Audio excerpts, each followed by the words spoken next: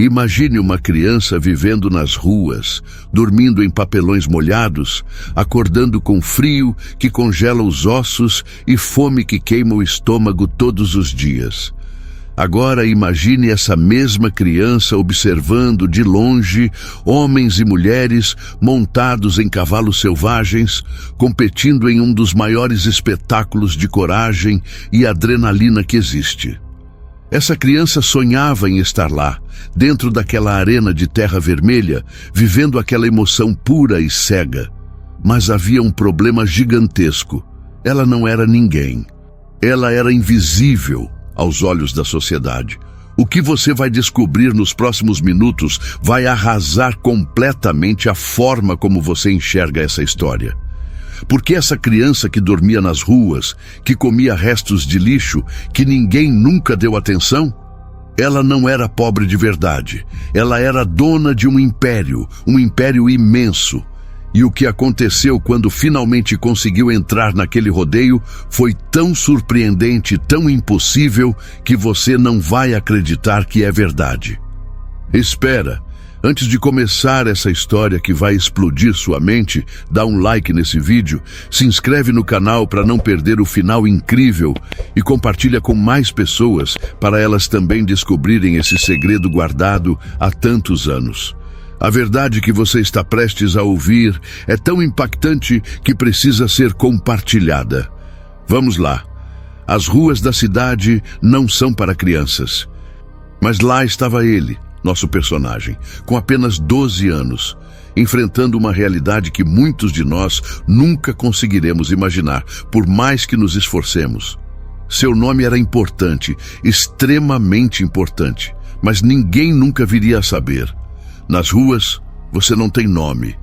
Você é apenas mais um rosto entre centenas, invisível aos olhos da sociedade que passa por você todos os dias sem nunca realmente te ver. Ele acordava todo dia antes do amanhecer cinzento. Não porque quisesse experimentar a beleza do nascer do sol, mas porque era hora de procurar comida, aquela comida que separava a sobrevivência da morte. Os mercados descartavam sobras de pão endurecido, frutas machucadas e pretas pelos dias passados, vegetais que não eram vendidos no dia anterior. Era sua mesa de café da manhã, seu banquete. Outros meninos da rua brigavam por esses mesmos itens com unhas e dentes, mas ele tinha uma vantagem clara. Ele era rápido, ágil como um felino e tinha jogo de cintura para negociar, mesmo que fosse apenas para ganhar um pão ressecado ou uma maçã com podridão. Vivia embaixo de um viaduto cinzento e decadente em uma pequena comunidade de rua que compartilhava a mesma tristeza profunda e visceral. Havia um colchão antigo com molas saindo para fora como tentáculos de aço, coberto por um plástico azul que não impermeabilizava nada, absolutamente nada. Quando chovia, tudo ficava úmido, pegajoso, fedorento. Quando fazia frio, ele compartilhava aquele espaço miserável com outros garotos para ganhar o calor necessário do corpo uns dos outros, formando uma aglomeração de corpos frágeis tentando sobreviver à noite. Era assim sua vida. Dia após dia, noite após noite, um ciclo infinito de desconforto. Mas havia um detalhe que separava esse menino dos outros garotos da rua. Um detalhe que o tornava especial. Enquanto os outros meninos olhavam para o chão quando passavam, com os ombros caídos e o espírito quebrado, ele olhava para o horizonte com os olhos cheios de esperança. E naquele horizonte, a alguns quilômetros dali, havia um lugar que o hipnotizava completamente. Um lugar que ocupava seus pensamentos dia e noite. O rodeio. Tudo começou quando ouviu o som. Era um domingo à tarde quente, quando a multidão da cidade costumava transitar pelas ruas próximas ao viaduto onde ele vivia. Ele ouviu o barulho das trombetas ecoando pelo ar, os gritos selvagens da multidão em êxtase, o relinchar poderoso de cavalos enfurecidos. Seu coração disparou como se fosse explodir do peito. Sem pensar duas vezes, sem calcular riscos, ele seguiu aquele som como se fosse magnetizado por uma força invisível, deixando sua área segura pela primeira vez em meses de confinamento. Quando chegou lá, ele viu e ficou hipnotizado para sempre. A arena era gigantesca, monumental, com dimensões que faziam sua mente pequena parecer ainda menor. Homens e mulheres vestidos com roupas de couro autêntico, desgastadas pelo tempo e pelas lutas, chapéus de cowboy autenticamente gastos que contavam histórias de vitória e derrota. Botas que brilhavam sob o sol em tons de castanho e preto, levantando nuvens de poeira vermelha quando pisavam na terra. Cavalos selvagens, absolutamente veementes, com os olhos ardentes de agressividade pura e ancestral, relinchando e se rebelando contra a corda que os prendia. E o público. Centenas de pessoas gritando, aplaudindo com as mãos vermelhas de tanto bater, celebrando cada movimento gracioso, cada queda inesperada, cada vitória arrancada com sangue e suor. Era como se aquele lugar fosse um portal para outro mundo. Um mundo onde a coragem e a habilidade importavam mais que qualquer coisa. Um mundo onde você era medido apenas pelo que conseguia fazer, não pelo que tinha ou de onde vinha. Ele ficou ali, perto da cerca de madeira, suas mãos magras agarradas no arame farpado, indiferente se cortava sua pele já ferida ou não. Seus olhos seguiam cada movimento de cada cavaleiro com precisão de câmera. Havia pura emoção naquele lugar, pura adrenalina bombeando nas veias de cada pessoa presente. Era tudo que ele não tinha em sua vida nas ruas. Tudo que ele queria ter, com cada fibra de seu corpo desnutrido. Por horas, ele ficou ali. Viu montadores caírem pesadamente na terra e se levantarem com determinação nos olhos. Viu cavalos selvagens serem domados com habilidade impressionante por homens que pareciam dançar com o animal. Viu o público explodir em aplausos ensurdecedores a cada performance memorável. E então, nos seus pensamentos confusos mas ricos, algo germinou. Um sonho tão forte que era quase palpável, como se pudesse tocá-lo com as mãos. A partir daquele dia, ele começou a voltar ao rodeio toda vez que podia, toda vez que conseguia escapar de suas responsabilidades de sobrevivência. Estudava os movimentos precisos dos cavaleiros, observava como eles se equilibravam perfeitamente sobre o animal, como respiravam para controlar a adrenalina, como antecipavam os movimentos erráticos do cavalo. Era como se estivesse treinando mentalmente sua mente jovem e ávida. Ele memorizava cada detalhe importante, cada técnica sofisticada. À noite, debaixo do viaduto frio, rodeado por outros garotos adormecidos, ele imitava os movimentos com os braços firmes, como se estivesse montando um cavalo invisível, mas real em sua mente. Os outros garotos da rua achavam estranho sua obsessão. Faziam piadas cruéis, ria achando que ele era louco, mas ele não se importava com suas palavras duras. Ele tinha encontrado algo que aqueles garotos jamais teriam: um propósito. Uma razão para existir, além da mera sobrevivência diária, além da luta pela próxima refeição. Conforme os meses passavam lentamente, sua obsessão crescia exponencialmente, consumindo cada pensamento. Ele começava a sonhar com rodeios todas as noites. Acordava suado, como se tivesse realmente montado um cavalo selvagem e indomável.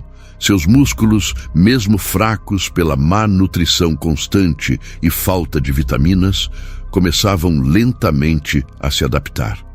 Ele treinava em segredo, nas horas em que ninguém o observava, pulando cercas abandonadas, se pendurando em árvores velhas e retorcidas, preparando seu corpo frágil para aquele dia tão desejado em que finalmente participaria do rodeio.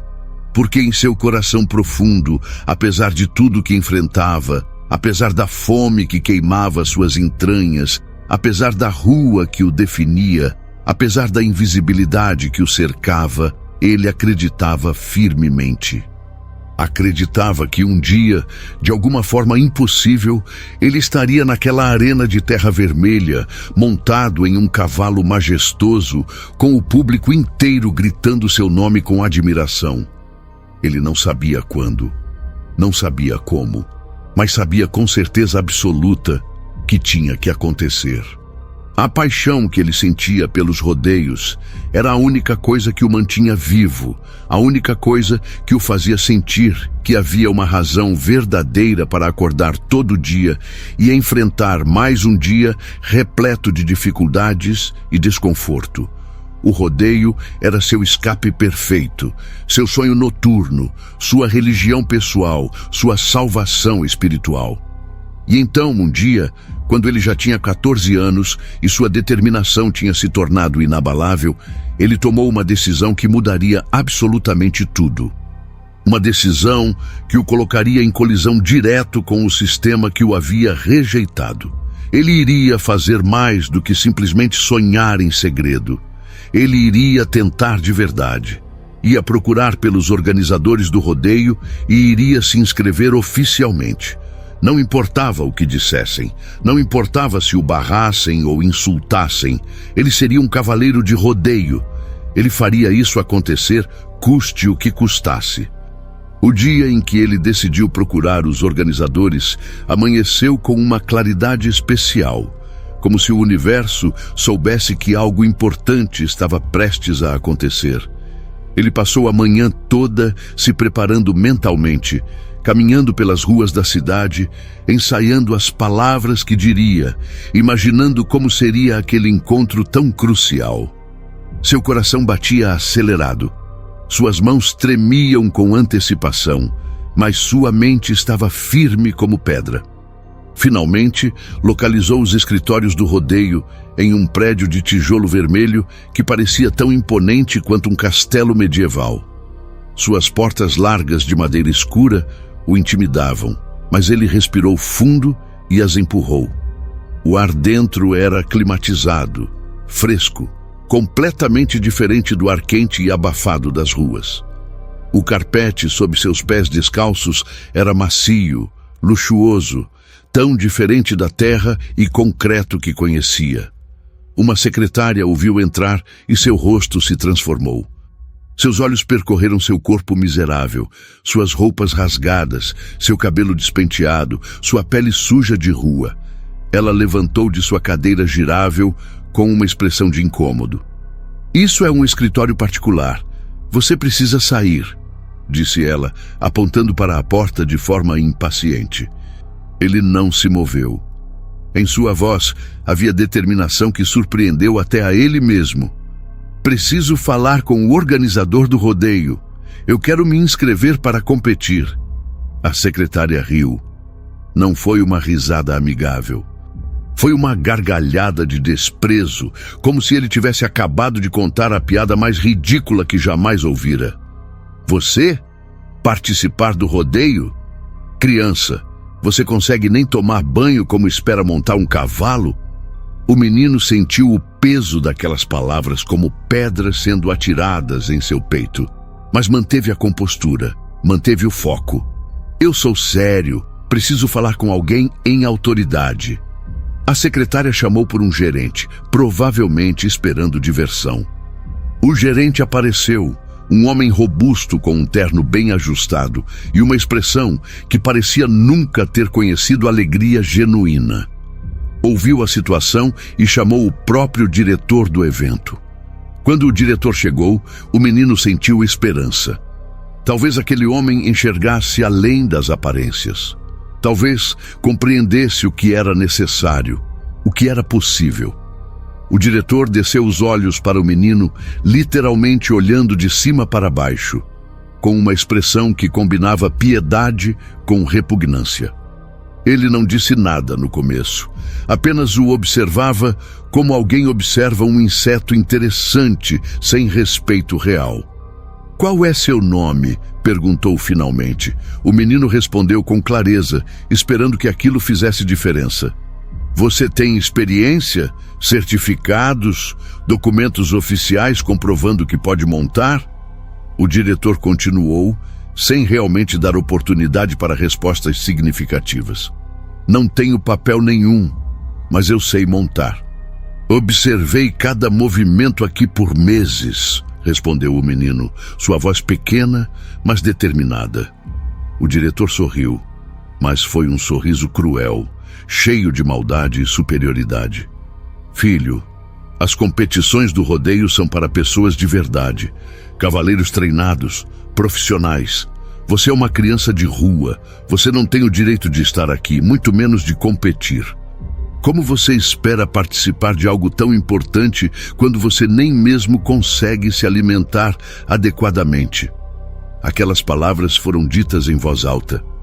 E não foi dito em privado. Outras pessoas no escritório ouviram. A secretária riu novamente. Um guarda de segurança apontou para a porta. Agora saia! Você está constrangendo o lugar, ordenou o diretor. O menino foi empurrado para fora do prédio. Fisicamente expulso, suas mãos batendo contra as costas enquanto descia as escadas.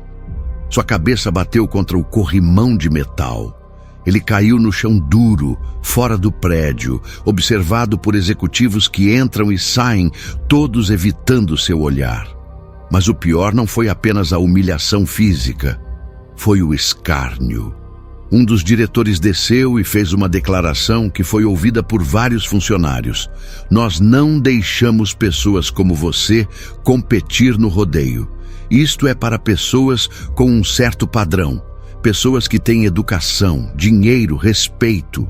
Você é ninguém. Você vai ser ninguém para sempre. Aquelas palavras queimaram dentro dele, mais que o calor do sol, mais que a fome, mais que qualquer coisa que já havia sentido na vida nas ruas.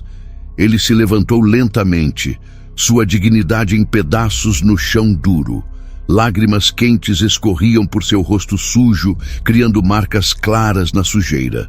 Seu coração acelerado bombeava sangue furiosamente. Seus punhos fechados tremiam com uma raiva que parecia não ter limites. Naquele momento ele compreendeu algo profundamente. O sistema não queria pessoas como ele. O sistema havia criado categorias, pessoas que mereciam oportunidades e pessoas que não mereciam. Ele havia sido colocado na categoria errada apenas por nascer na rua, apenas por ser pobre, apenas por não ter o dinheiro ou as conexões certas. Caminhava pelas ruas em direção ao seu viaduto, sua mente fervilhando com pensamentos novos e perigosos. Aquela rejeição não havia destruído seu sonho. Ao contrário, havia transformado algo dentro dele. Havia transformado seu desejo em necessidade. Havia transformado seu sonho em obsessão absoluta. A discriminação que ele enfrentou não foi um fim, foi um começo. À noite que se seguiu à rejeição, o menino não dormiu. Ficou acordado embaixo do viaduto frio, as palavras do diretor ecoando infinitamente em sua mente. Você é ninguém. Você vai ser ninguém para sempre. Aquelas frases se tornaram combustível. Combustível para uma determinação que superava a fome, que superava a fadiga, que superava a dor física de seus ferimentos.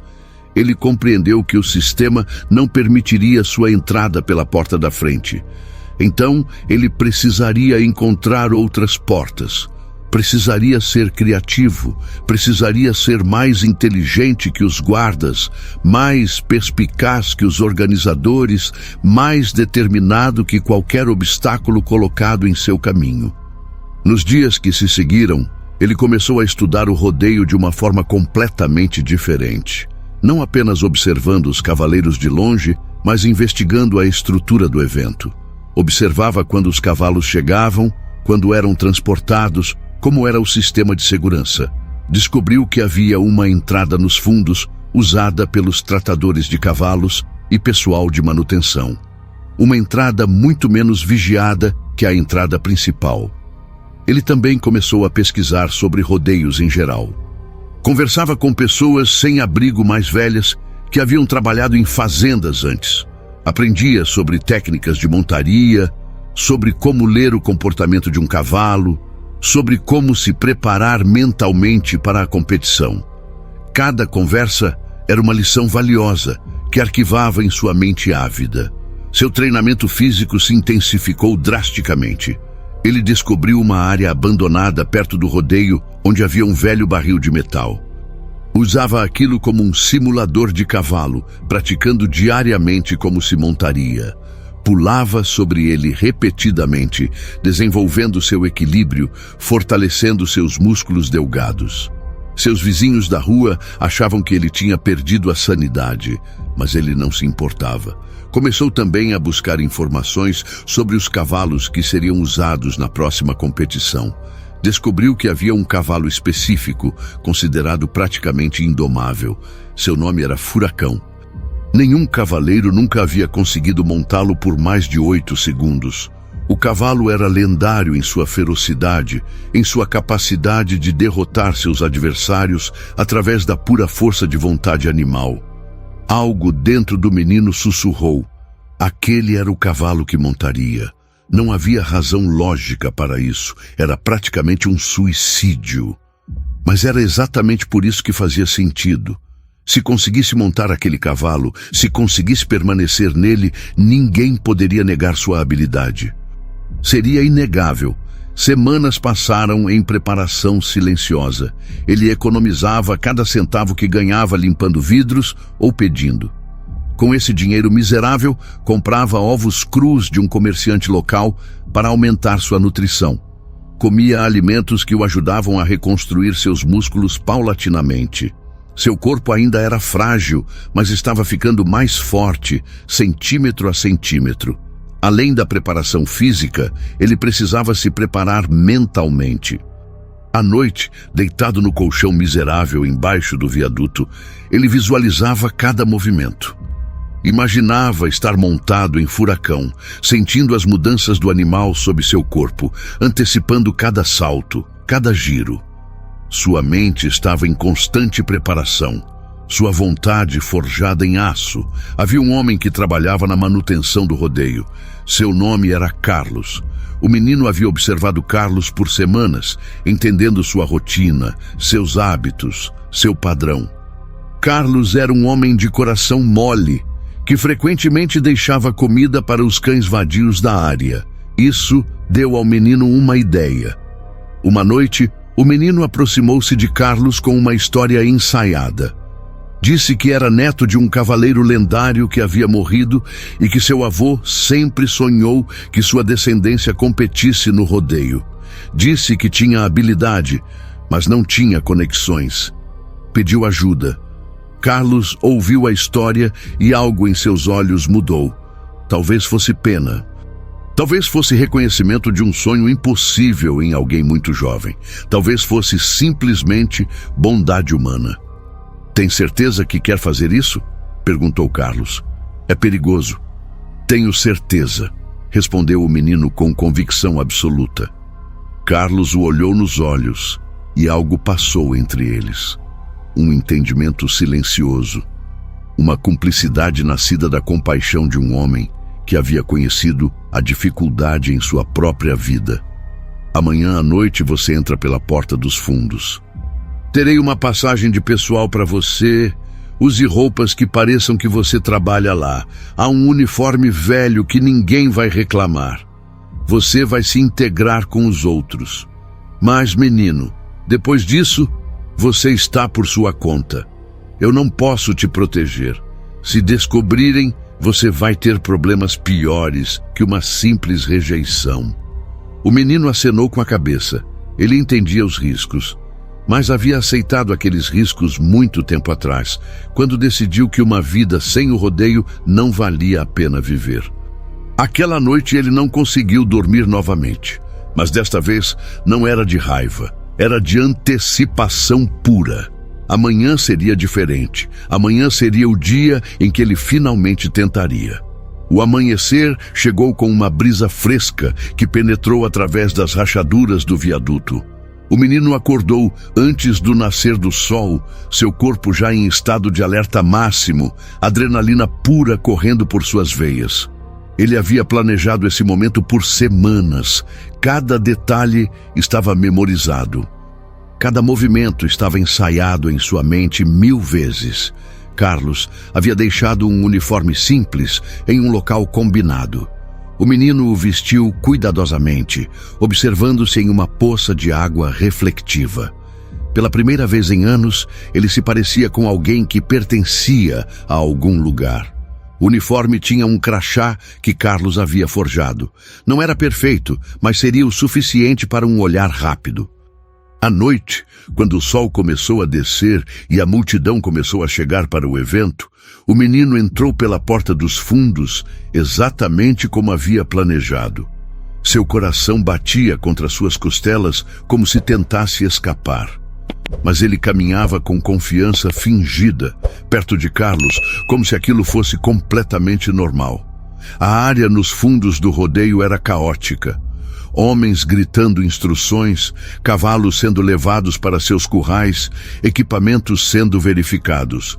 Ninguém realmente o notava. Era apenas mais um rosto entre muitos. E por uma vez, aquela invisibilidade que o definia como pessoa de rua era uma vantagem. Carlos o levou até os currais onde os cavalos competidores eram mantidos. Ele sussurrou instruções rápidas e então se afastou, deixando o menino sozinho com seus pensamentos e seus medos. E lá, em um curral isolado, estava Furacão. O cavalo era majestoso e aterrorizante ao mesmo tempo. Seus olhos eram selvagens, seus músculos tensos como molas prontas para explodir. Ele tinha uma cor preta como meia-noite, com manchas brancas que pareciam cicatrizes de batalhas passadas. Quando o menino se aproximou da cerca, o cavalo o observou com uma intensidade que era quase sobrenatural. "Olá, amigo", sussurrou o menino, estendendo a mão lentamente. O cavalo relinchava, seus cascos batendo contra o chão. Era uma criatura que havia aprendido a não confiar em humanos. O menino compreendeu isso imediatamente. Havia algo nele, porém, que o diferenciava dos montadores profissionais. Não havia arrogância, não havia certeza de superioridade, havia apenas respeito genuíno e medo honesto. Passou a próxima hora simplesmente observando o Furacão, falando com o animal em voz baixa, começando a estabelecer uma conexão tênue, mas real. O cavalo, lentamente, começou a acalmar-se. Seus olhos ainda eram selvagens, mas havia um reconhecimento mútuo de dois seres que tinham sido marginalizados pelo mundo. Um segurança passou por ali, e o menino sentiu o pânico disparar. Mas o segurança apenas acenou, assumindo que era um tratador novo. Aquele momento de quase descoberta apenas reforçou a necessidade de agir rápido. A competição começaria em breve. O menino precisava se colocar entre os competidores antes que fosse muito tarde. Ele havia estudado o sistema de inscrição. Os cavaleiros inscritos eram anunciados antes de cada rodada. Havia uma lista, mas aquela lista estava em um escritório que estava brevemente desocupado, enquanto o pessoal ajudava com a preparação dos primeiros competidores. O menino entrou naquele escritório com o coração acelerado. Encontrou a lista em uma prancheta.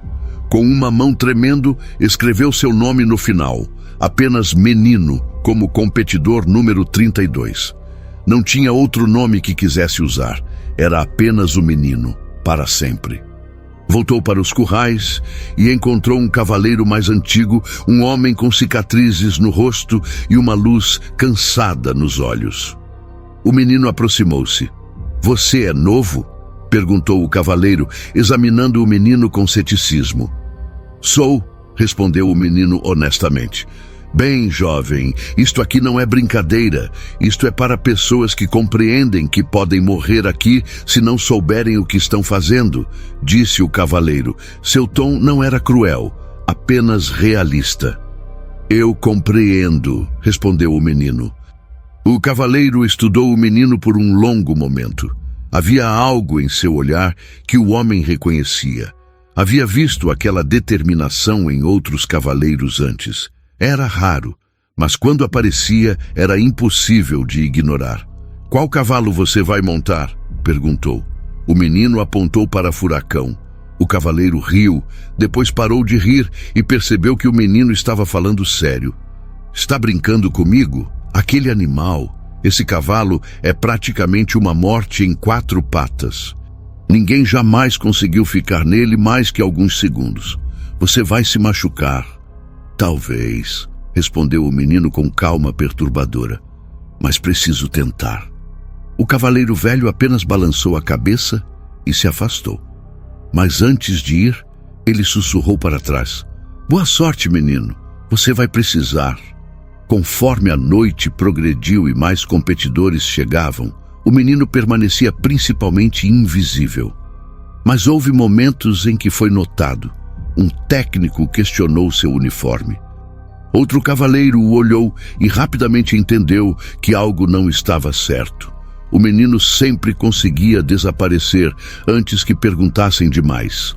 Sua identidade como um competidor legitimado não era perfeita, mas era o suficiente. Suficiente para estar lá. Suficiente para tentar.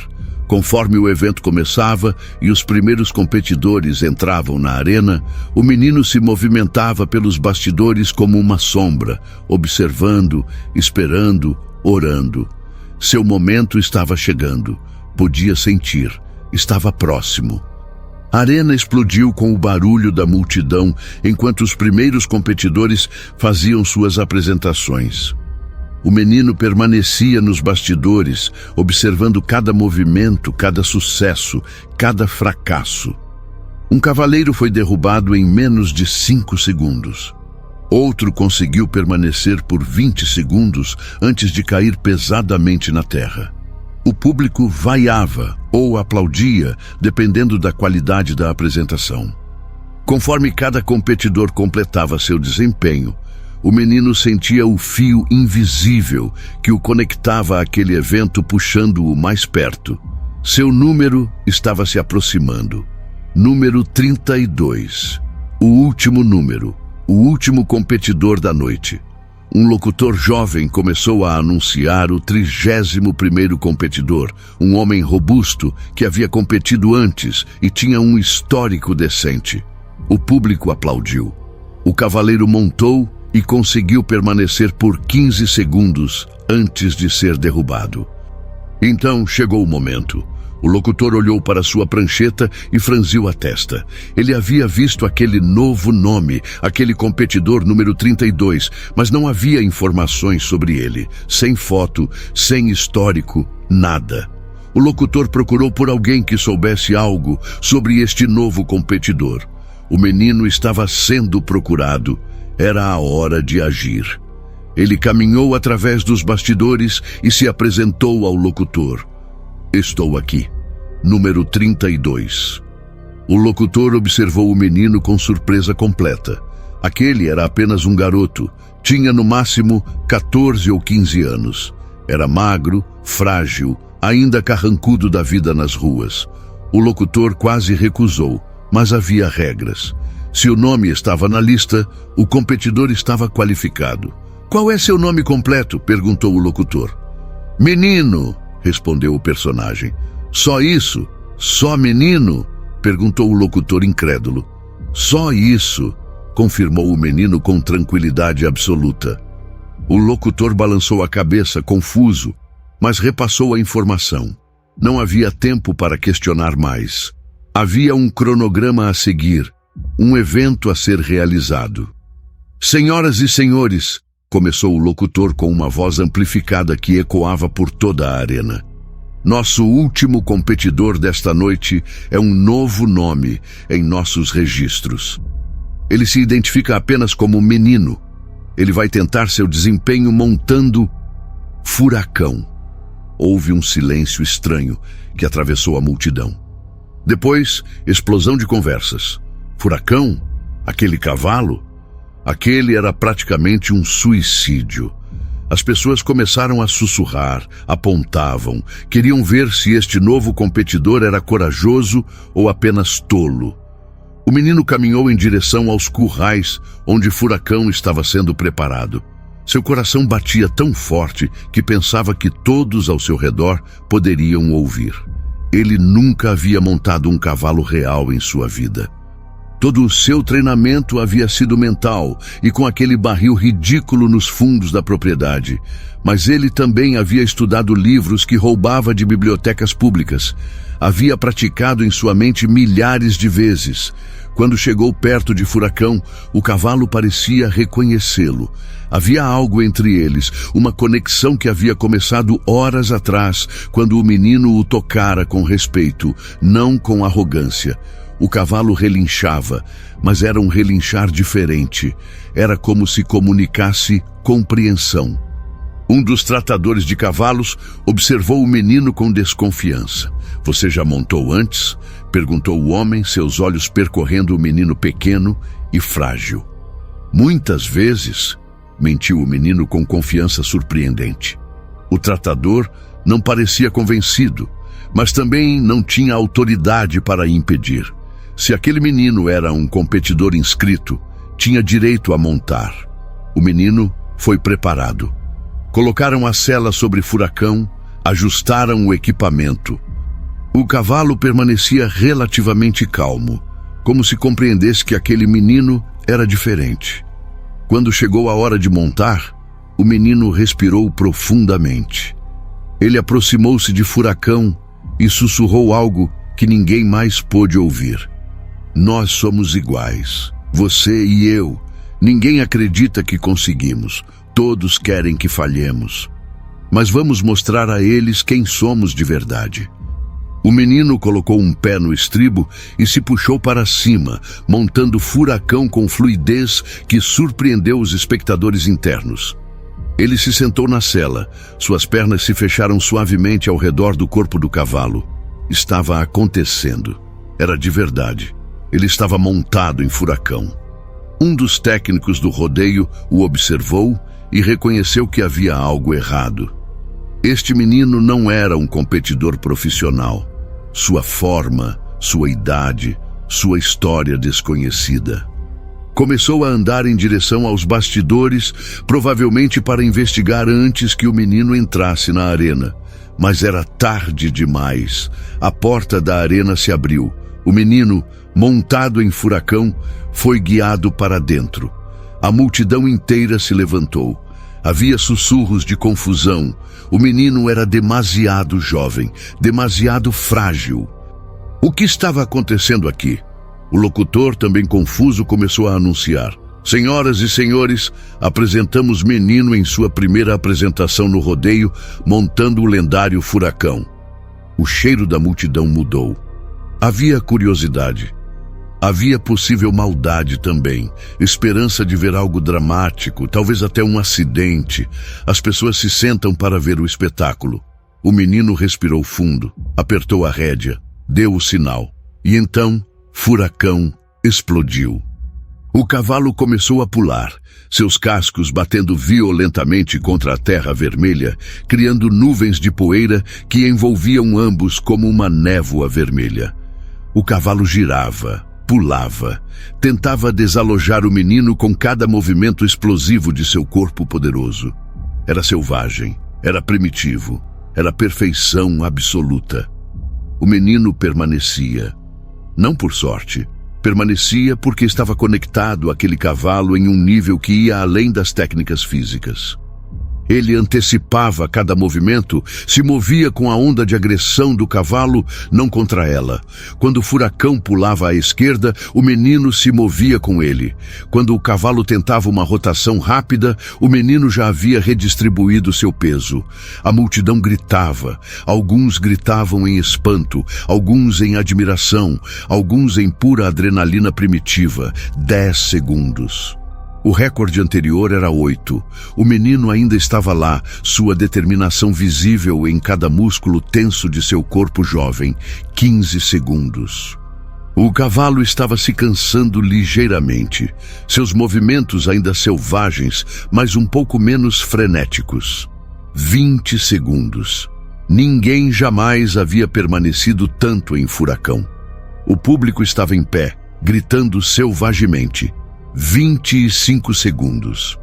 O menino fechou os olhos por um momento, completamente em harmonia com o cavalo, como se tornassem uma única entidade. 30 segundos. O apito do árbitro soou. O tempo havia terminado. O menino tinha conquistado o impossível. Furacão desacelerou, seu fúria diminuindo. O menino, ainda na cela, abriu os olhos e respirou profundamente. Ele havia feito. Tinha feito. A multidão explodiu. Não havia mais espectadores. Havia apenas pessoas de pé, gritando, aplaudindo, celebrando. Mesmo aqueles que tinham vindo para ver um desastre estavam agora celebrando uma vitória genuína. O menino desmontou de Furacão com cuidado, seus pés tocando a terra vermelha. Seu corpo inteiro tremeria se permitisse, mas ele não permitiu. Em vez disso, ele caminhou até o centro da arena, com Furacão a seu lado, como se fossem dois guerreiros que acabavam de vencer uma batalha juntos. E então chegou o momento da revelação. Enquanto o menino estava no centro da arena, recebendo aplausos selvagens, um homem em um terno caro surgiu nos bastidores. Seu rosto tinha traços distintos, seus olhos havia reconhecimento. Ele começou a caminhar em direção ao menino com uma expressão que era difícil de ler. O locutor observou o homem com curiosidade. Aquele era o proprietário do rodeio, um dos homens mais ricos do estado. Por que ele estava vindo até aqui? O homem chegou ao menino no centro da arena. Estendeu a mão, não em desafio, mas em cumprimento. O menino apertou sua mão, confuso. Quem era este homem? Como ele conhecia o menino? E então, o proprietário sorriu e começou a falar. Sua voz, amplificada pelos microfones do rodeio, ecoou por toda a multidão. Que apresentação extraordinária, disse o proprietário. Gostaria de contar a vocês uma história sobre um menino cujos pais eram meus amigos mais próximos. Ele nasceu em uma família com riqueza e poder consideráveis, mas seus pais tiveram medo de sequestro, medo de que o menino fosse criado com uma sensação falsa de direito. Então, juntos, fizemos uma escolha. A multidão estava em completo silêncio agora, pendurada em cada palavra. Decidimos criar este menino nas ruas. Decidimos que ele cresceria sem conhecer sua verdadeira identidade até que pudesse provar seu verdadeiro caráter. Até que pudesse demonstrar que tinha o coração de um verdadeiro campeão, não apenas o dinheiro de um. O menino sentiu seu mundo inteiro se deslocar sob seus pés. Este menino que acaba de montar Furacão de forma mais perfeita do que qualquer cavaleiro profissional que já vi, ele é meu herdeiro. Ele é dono de metade das propriedades de rodeios em 3 estados. Ele é um milionário.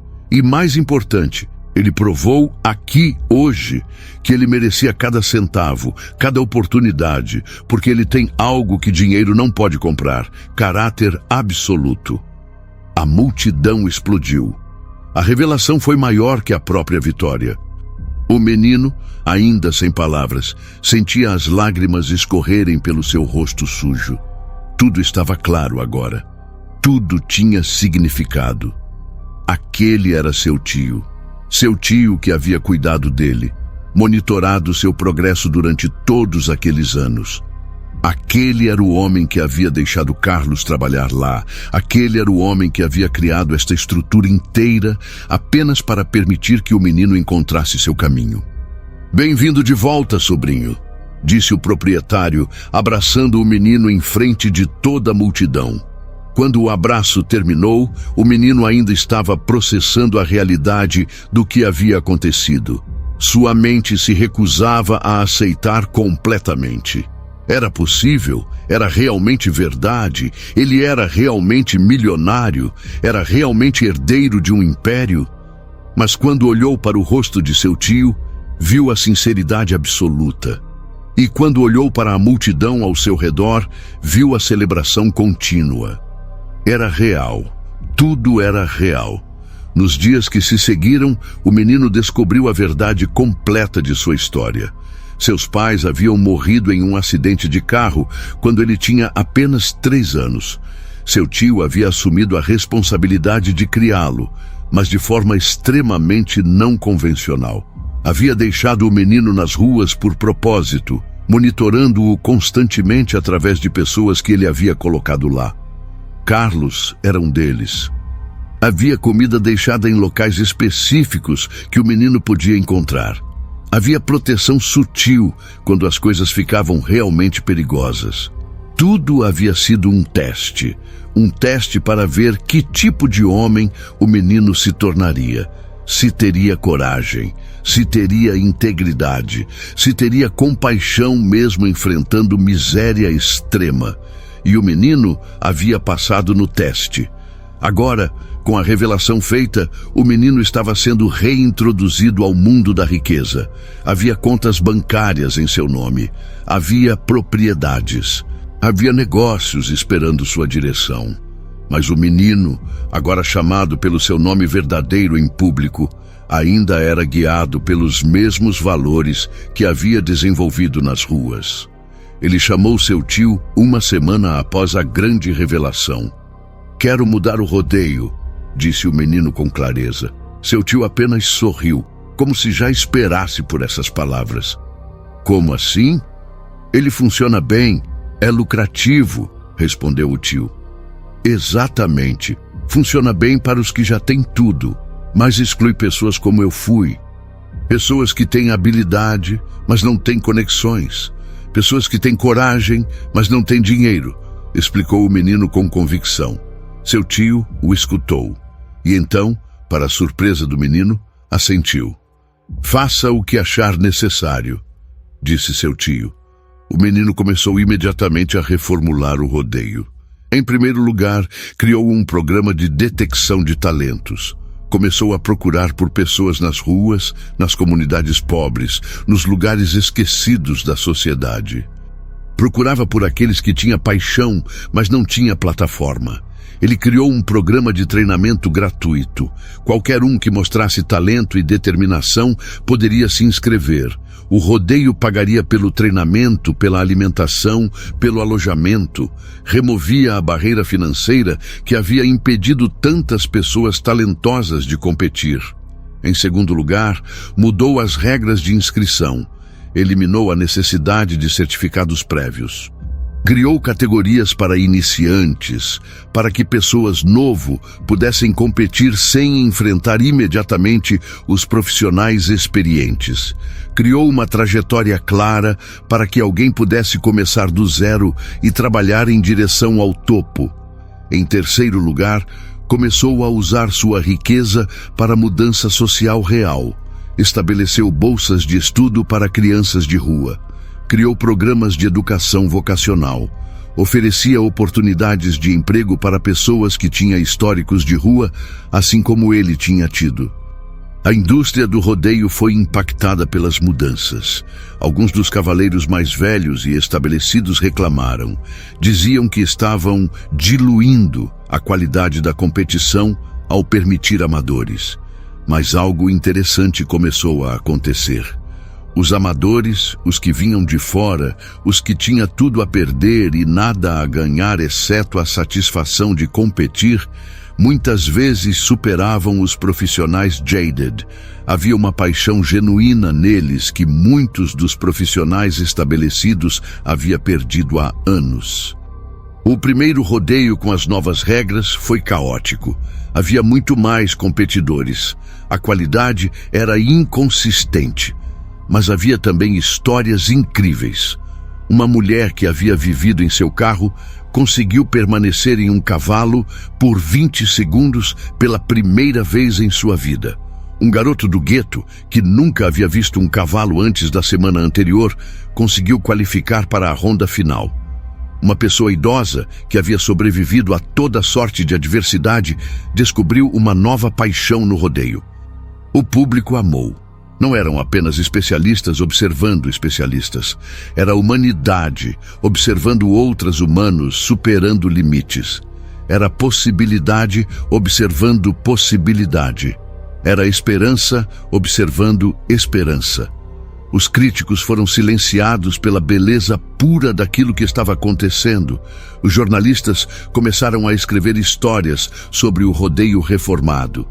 As histórias inspiradoras atraíram mais atenção, mais espectadores, mais suporte. O menino, que era agora jovem homem após alguns anos, assumiu o controle oficial do rodeio. Seu tio, percebendo que seu sobrinho era agora completamente pronto para a liderança, passa a responsabilidade completamente para ele. Com poder total, o menino implementou mudanças ainda mais radicais. Começou a oferecer prêmios não apenas para os vencedores, mas para aqueles que mostravam melhora mais significativa. Criou um fundo de previdência para cavaleiros que se machucavam. Estabeleceu clínicas de saúde mental para ajudar aqueles traumatizados por suas experiências nas ruas. O rodeio deixou de ser apenas uma competição. Tornou-se um movimento de inclusão, de segunda chance, de transformação. E o mais importante, tornou-se um símbolo de que o sistema não precisa ser imutável, que um indivíduo com poder e compaixão pode mudar as coisas, que a discriminação não é inevitável, que as portas que foram fechadas podem ser abertas novamente e, melhor ainda, podem ser abertas para todos. 5 anos após sua grande revelação, o homem que antes era apenas chamado de menino, agora era conhecido em toda a indústria do rodeio como um revolucionário. Seu nome havia se tornado sinônimo com transformação, com inclusão, com segunda chance, mas ele não parou no único rodeio. Com a riqueza e influência que agora possuía plenamente, ele começou a expandir sua visão para além das fronteiras de um único evento. Viajava para outros estados, comprando propriedades de rodeios que estavam falindo, propriedades que estavam operando com modelos antigos e excludentes. Reformava cada uma delas seguindo o modelo que havia criado. Em Texas, transformou um rodeio que havia estado fechado por 3 anos em um centro de excelência que treinava cavaleiros de comunidades desfavorecidas. Em Colorado, estabeleceu um programa que oferecia aos prisioneiros que cumpriam suas sentenças uma segunda chance através do rodeio. Em Arizona, criou um programa especial para veteranos de guerra que lutavam com transtorno de estresse pós-traumático, usando o rodeio como terapia. Cada rodeio que tocava era transformado. Cada um se tornava não apenas um evento esportivo, mas uma plataforma para mudança social. Mas sua verdadeira paixão estava em ajudar as crianças. Aquelas crianças que ele havia conhecido nas ruas, que enfrentavam a mesma miséria que ele havia enfrentado. Ele criou uma fundação com seu nome, que tinha um objetivo singular: tirar crianças de rua e oferecer-lhes treinamento, educação e oportunidade através do rodeio e outros programas vocacionais. A fundação estabeleceu casas de acolhimento seguras, onde as crianças podiam viver enquanto eram treinadas. Oferecia educação escolar durante o dia, treinamento de rodeio à tarde e mentoria pessoal durante a noite. Fornecia nutrição adequada, roupas limpas, acesso à saúde mental e física. Ele havia descoberto que muitas crianças de rua tinham talentos extraordinários, simplesmente nunca havia tido oportunidade de desenvolvê-los. Alguns eram atletas naturais, alguns eram artistas. Alguns tinham mentes brilhantes que apenas precisavam de educação apropriada. Todos que tinham apenas uma coisa em comum: necessidade de ser visto, de ser valorizado, de ser dado uma chance. Os números eram impressionantes. Nos primeiros 5 anos da fundação, ele havia tirado mais de 1.000 crianças das ruas e as colocado em programas de desenvolvimento.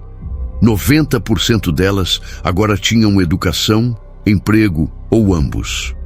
Vários delas já estavam começando suas próprias carreiras bem-sucedidas no rodeio. Uma garota que havia vivido em um carro com sua mãe doente agora era uma das melhores montadoras do país. Um garoto que havia sido abusado nas ruas havia encontrado segurança e propósito no rodeio e agora era um mentor para crianças mais jovens que enfrentavam situação semelhante. As histórias de sucesso se multiplicavam. Cada uma era um testemunho da verdade simples que o homem havia aprendido em sua própria vida. Todo ser humano merecia oportunidade. Todo ser humano tinha valor. Todo ser humano podia ser transformado com compaixão, instrução adequada e crença genuína em seu potencial. Mas com o sucesso veio também uma responsabilidade amplificada. O homem percebeu que sua influência havia crescido além do rodeio. Quando falava, as pessoas ouviam. Quando compartilhava sua história, inspirava. Quando advocava por mudança, as políticas mudavam. Ele se tornou um defensor vocal de políticas que ajudavam crianças em situação de rua. Testificava perante legislaturas, apresentava propostas, doava fundos para programas governamentais que tentavam resolver o problema raiz da pobreza infantil. Não fazia isso por publicidade. Fazia porque compreendeu profundamente que ninguém deveria ter que passar pelo que ele passou. Ninguém deveria ter que dormir em viadutos molhados. Ninguém deveria ter que lutar tão duro apenas para ser visto. Seu tio, agora idoso, observava com admiração enquanto seu sobrinho transformava não apenas a indústria do rodeio, mas a própria sociedade ao seu redor. Um dia, ao observar seu sobrinho em uma entrevista de televisão nacional explicando sua visão para o futuro, seu tio apenas sorriu. "Você passou no teste", disse seu tio quando falaram posteriormente por telefone. "Qual teste?", perguntou o homem, agora com 35 anos, um líder respeitado em vários campos. "O teste que colocou você nas ruas", respondeu seu tio. "Não era apenas sobre você descobrir se tinha coragem.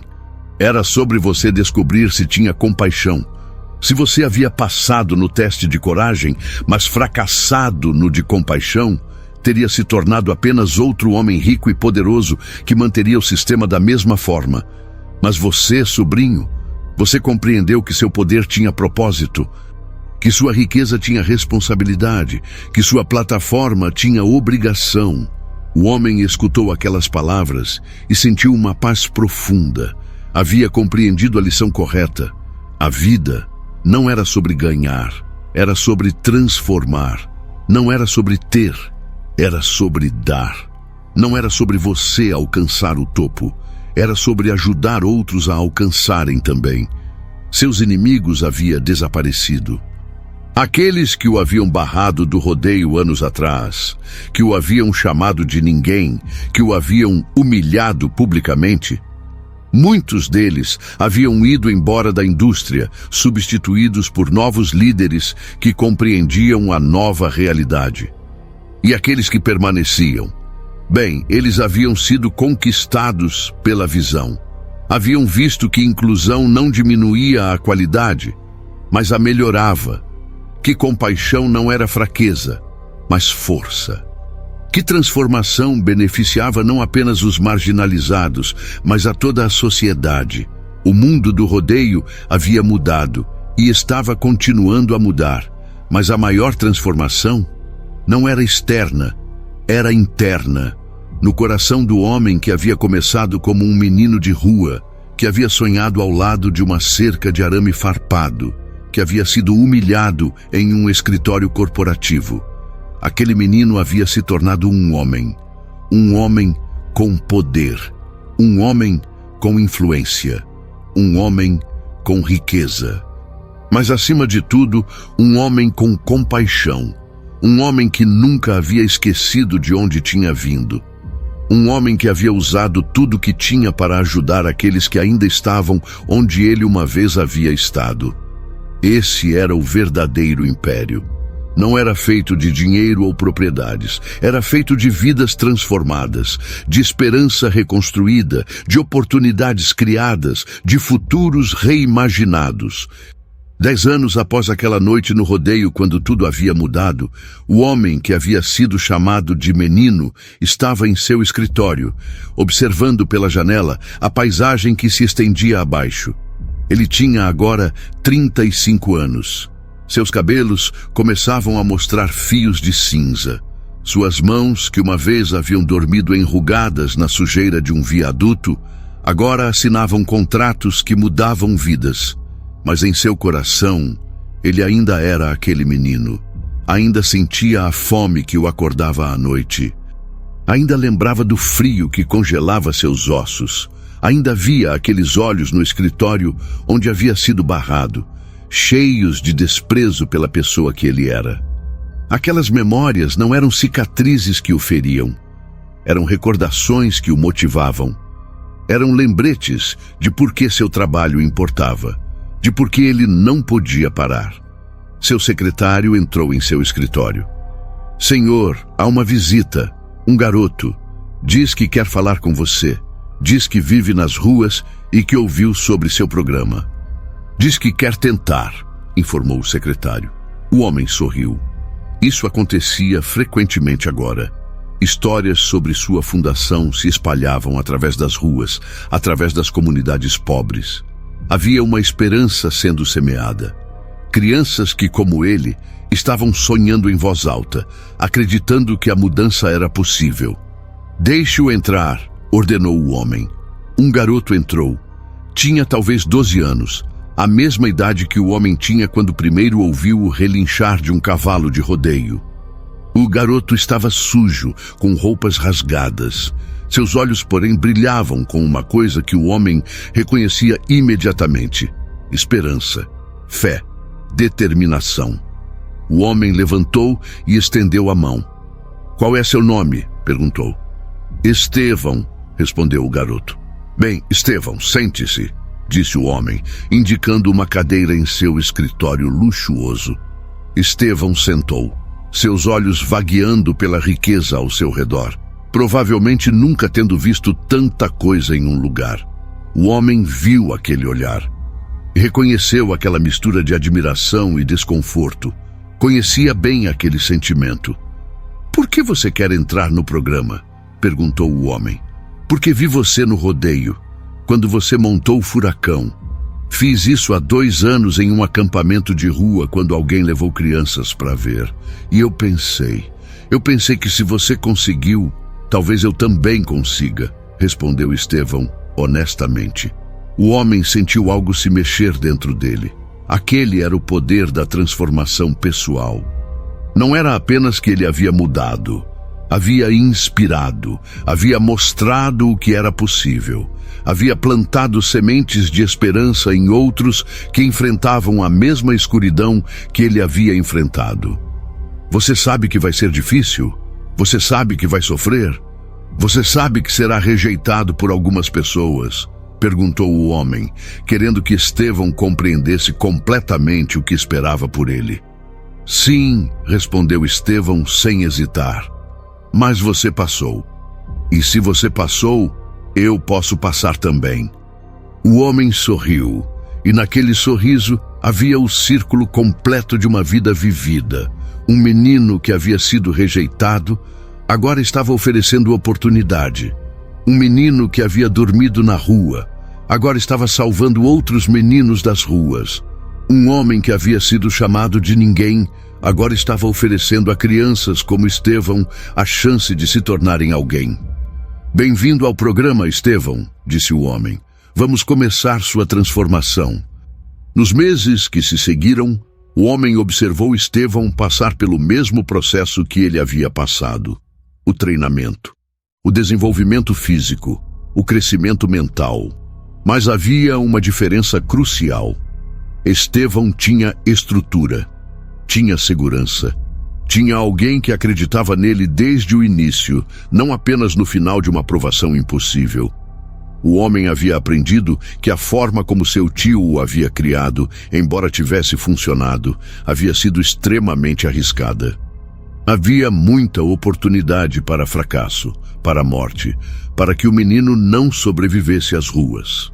Seu tio havia confiado que o menino tinha força suficiente e resiliência suficiente. E tinha. Mas havia sido por pouco. Agora, ao oferecer oportunidade sem tal risco, ele estava criando um modelo melhor. Um que funcionava não através da adversidade extrema, mas através do suporte genuíno. Um que realizava a mesma transformação de caráter sem requerer sofrimento tão extremo. Uma noite, o homem estava em sua casa. Uma casa grandiosa, que era tão diferente do viaduto que havia conhecido, mas que ele ainda raramente usufruía completamente. Passava mais tempo em seu escritório, em seus programas, em suas fundações, do que em seu conforto pessoal. Ele estava sozinho, olhando fotografias antigas. Havia pouquíssimas fotos de sua infância antes das ruas, mas havia muitas fotos dos últimos 10 anos. Fotos de Estevão e outros meninos e meninas em seu programa, durante seu treinamento. Fotos deles competindo, fotos deles vencendo. Uma foto em particular o emocionou.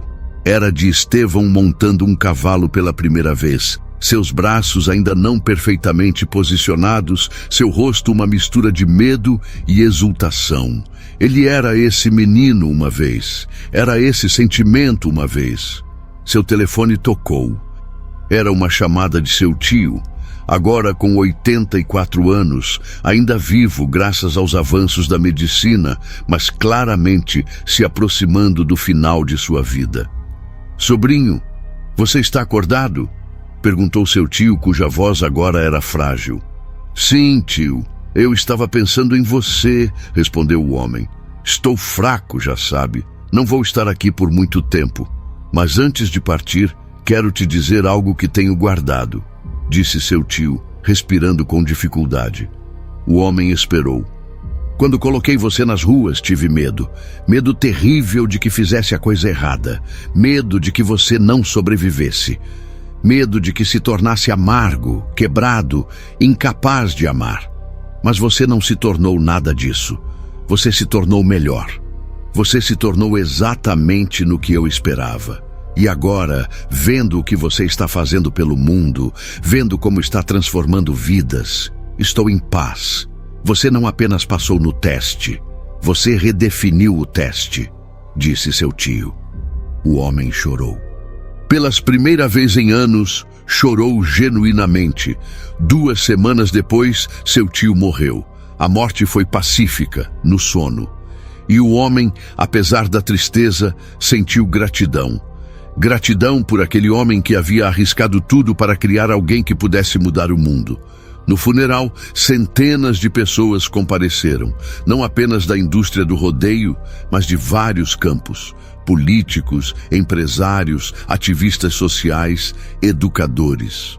Todos vieram prestar homenagem a um homem que havia vivido uma vida de princípios, que havia acreditado em uma visão diferente de como a sociedade poderia funcionar. E entre aqueles que vieram, havia dezenas de crianças que haviam passado pelo programa de fundação. Elas vieram porque queriam honrar o homem que havia permitido seu salvamento. Vieram porque queriam que o legado continuasse. Após o funeral, o homem tomou uma decisão que mudaria tudo novamente. Não destruiria seu império, mas o expandiria de forma que nunca havia imaginado antes. Ele começou a estabelecer uma estrutura educacional, não apenas para o rodeio, mas para outros campos também. Um programa de esportismo geral para crianças de rua, um programa de artes, um programa de tecnologia, um programa de empreendedorismo. O objetivo era único e claro: encontrar jovens talentosos que haviam sido negligenciados pela sociedade e oferecer-lhes as ferramentas, a orientação e a oportunidade para se tornarem versões melhores de si mesmos. Criou uma rede de casas de acolhimento em 20 estados diferentes. Treinou centenas de mentores. Investiu dezenas de milhões em infraestrutura e desenvolvimento. Mas o mais importante, manteve-se conectado. Continuava visitando as ruas. Continuava conversando com crianças. Continuava ouvindo suas histórias, seus sonhos, suas esperanças. Nunca se distanciou demais do menino que havia sido. 5 anos após a morte de seu tio, o programa havia alcançado mais de 10.000 crianças. Havia estabelecido parcerias com governos de vários estados para influenciar políticas públicas. Havia se tornado um modelo que outras organizações estavam copiando em outros países. E Estevão? Bem, Estevão agora era um campeão de rodeio em desenvolvimento. Tinha 17 anos e já havia ganho várias competições importantes. Mas mais importante, havia se tornado um mentor para crianças mais novas, passando adiante a compaixão que lhe havia sido oferecida. Era um círculo de transformação, de oportunidade, de compaixão. Uma noite, o homem estava em seu escritório novamente quando recebeu uma visita inesperada. Era um repórter de televisão, uma mulher respeitada na indústria de jornalismo. Tenho uma pergunta que gostaria de fazer. Todos querem saber: como você consegue fazer tudo isso? Como você consegue manter-se tão dedicado? Qual é sua motivação? Perguntou a repórter. O homem pensou na pergunta por um longo momento. Havia tantas formas de responder. Poderia falar sobre o dever moral. Poderia falar sobre o que aprendeu nas ruas. Poderia falar sobre a morte de seu tio. Mas no final, havia apenas uma resposta verdadeira. Porque lembro, disse o homem simplesmente. Lembro de como era ser aquele menino. Lembro de como era ser invisível. Lembro de como era sentir que o sistema havia decidido que não merecia oportunidade. E porque lembro, não posso ficar indiferente. Enquanto aquele menino existir em algum lugar, vivendo essa mesma realidade, eu não posso descansar. A repórter escreveu aquelas palavras em seu caderno, percebendo que havia capturado algo essencial sobre quem este homem era. Uma pergunta final, continuou a repórter. Se você pudesse voltar no tempo e falar com aquele menino que dormia embaixo do viaduto, que sonhava com rodeios através de uma cerca de arame farpado, o que você diria? O homem olhou pela janela de seu escritório, contemplando a vida que havia vivido. Eu diria, começou lentamente, que o sonho que você tem é válido, é tão real quanto qualquer coisa no mundo. E mesmo quando o mundo inteiro disser que você é ninguém, mesmo quando as portas forem fechadas em seu rosto, mesmo quando você for humilhado e rejeitado, seus sonhos importam. Sua determinação importa. Sua existência importa. Ele fez uma pausa. E mais importante ainda, eu diria que essa não é apenas sua história. É a história de milhares de outros meninos e meninas que vão vir depois de você. E se você conseguir alcançar apenas um deles, se conseguir oferecer apenas uma oportunidade que foi negada a você, então toda a dor que enfrentou terá significado, terá propósito, terá valido a pena. A repórter tinha lágrimas nos olhos quando deixou o escritório. 3 meses depois, o programa de fundação havia recebido doações que dobraram seu tamanho.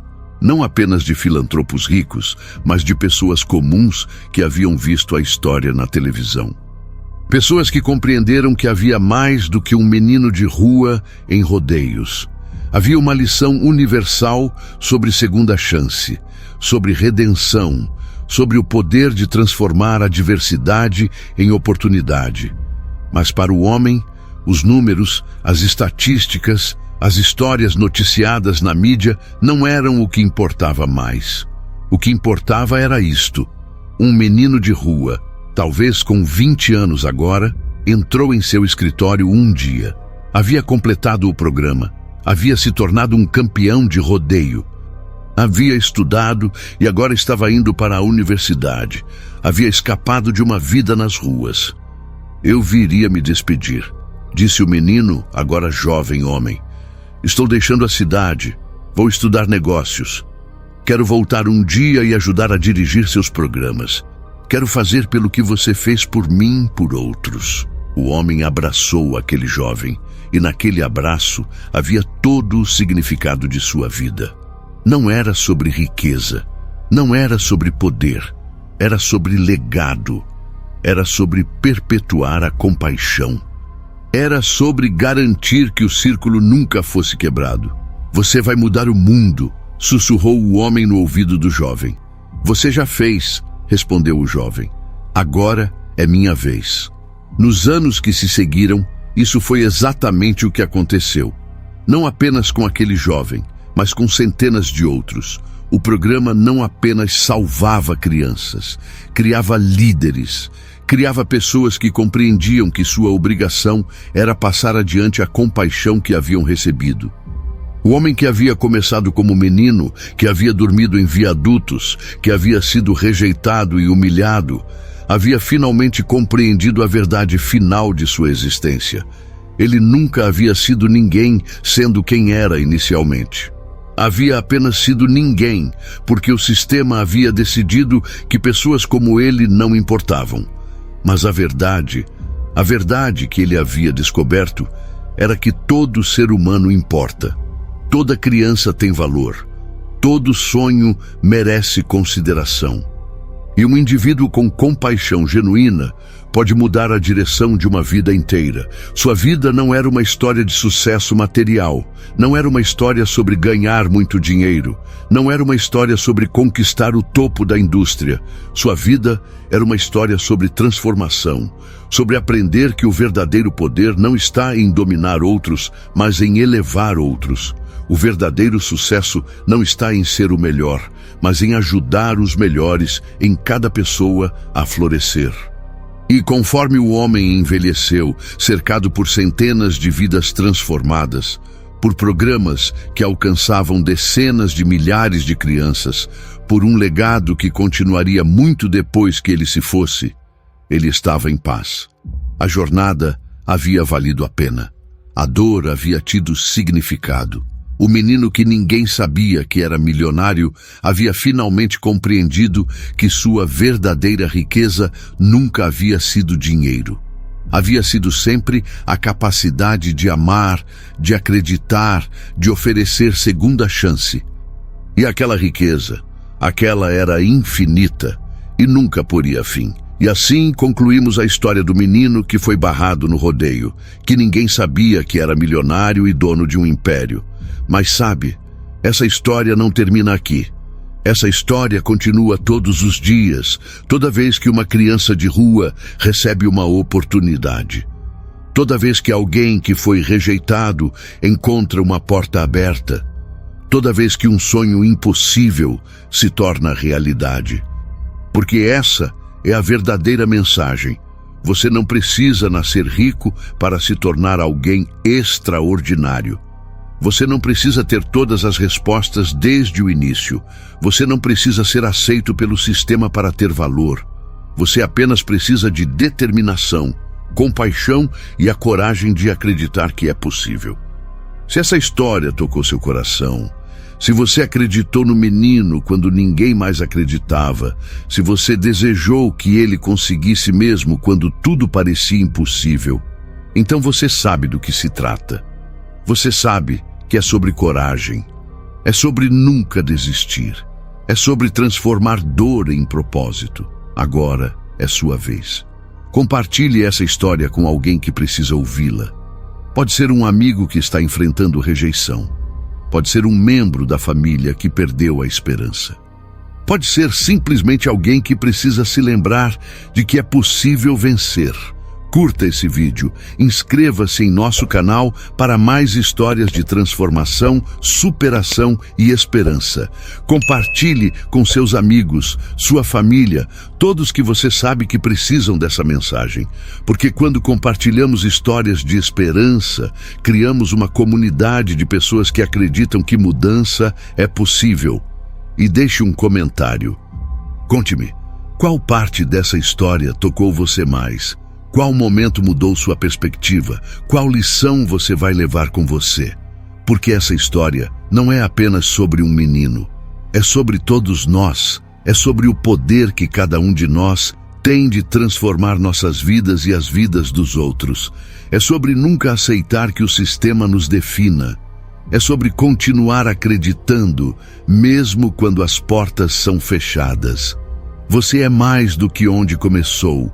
Você é mais do que o mundo diz que você é. Você é capaz de alcançar o impossível. Obrigado por estar conosco nessa história. Até o próximo vídeo.